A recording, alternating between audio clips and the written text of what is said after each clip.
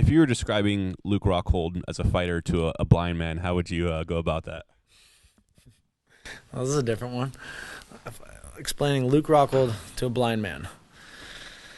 I'd say he's tall, he's dark, and he's handsome. Fighting wise. Fight a little bit. I'd say, yeah. I mean, I'm like a mix of a wrestling, karate, taekwondo, everything you want to be. I don't know. I just fight, man. I'm a fighter, and it's hard to explain this one to a blind man, right? When you first came into Does he know? Does this blind man know what jiu-jitsu is? Does he know what kickboxing is? yeah, he used to have his sight. He used to have his sight. Okay, all right. So, yeah. So I kick a little bit, I punch a little bit, and I wrestle. I'm basically your perfect fighter. So really just enjoy every moment and cheer for me the whole way through because you love what I'm doing. What support do you have going into the UFC debut? You've obviously built up some fans in Strikeforce, and what would you like to court new fans with? How would you want to build your fan base? By winning exciting fights. I wouldn't hurt to go in Brazil and play it right and take all their fans.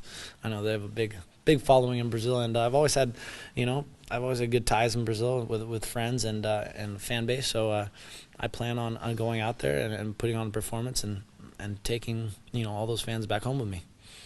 When you first started, Rather than playing the enemy role, I don't think I need to play that. So play the good guy, play who I am. when you first started AK, you'd wrestled a little bit. You'd done a few things in combat sports. Talk about the fighter that you were then and the fighter that you are now. Yeah, I grew up doing all kinds of martial arts, and then when I started striking, I started liking striking. But back then, I was a wrestler, I was jiu-jitsu, and I was a striker, and that's I was that in all departments. I never mixed it together right. I didn't know how to to merge the three, and now I'm a mixed martial artist, and now I react to takedowns when I need them, through striking and jiu-jitsu, and I have to get up. So everything, I just mix it all together and understand that anything can happen at any time. And rather than just playing a jiu-jitsu game when it's on the ground and wrestling when it's time to wrestle, and then kickboxing, you got to be able to mix it all together and be fluid. And I think that's what I learned over time here.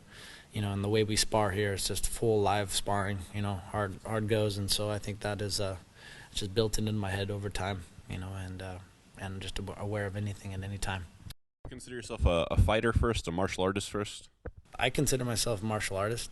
I think we train so much and try to be so precise in here that I think it's more of an art than just a fight. But I guess I'm a fighter too. So I have the fight in me, and I have the martial artist, and I think that's what brings out the best. I think that's what makes the champions and the toughest guys in the sport. They have to have both sides. Because if you're just a martial artist and you don't have fight in you, you're gonna get broken somewhere. And for me, I have both in me. So I'm usually better when I keep that martial artist side, but if I have to bring out the fight, I'll bring out the fight. How did you discover that about yourself, being a fighter? What are some key moments in your career or in the gym that stand out to you where you said, this is my breaking point, I just pushed past it?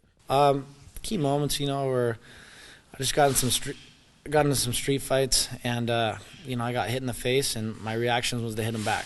It wasn't to wrestle, wasn't to do jiu-jitsu like I've been training and learning for so long. My key, my instinctive, reaction was to throw, and that's what made me realize, I wanted to fight. Eventually, when I started doing good at jiu-jitsu, is because I knew I had that natural instinct to fight, and I knew I don't care. When it's fight time, it's fight time. So I had that there, and then getting in here with the best guys in the world, and just standing, going toe to toe, and exchanging blows with guys like Cain Velasquez, the baddest man on the planet. I've done it, time and time again. For short stints of time, of course. But the coaches being able to pull his ass off me, but I'm not scared to do it. You know what I mean? That's a thing, and I've realized that in the gym, and that's what my coaches have realized, and that's why everyone's behind me, and and that's why we're gonna go win. A message for Vitor Belfort and a message for the fans. A message for Vitor is prepare well, prepare for a battle, because I'm coming. I'm coming to take out the old lion. The young lion's coming. And for the fans? For the fans, I appreciate all you guys support me, and you guys are against me. Watch the fight, and I'm going to turn you over to my side. Luke Rockhold.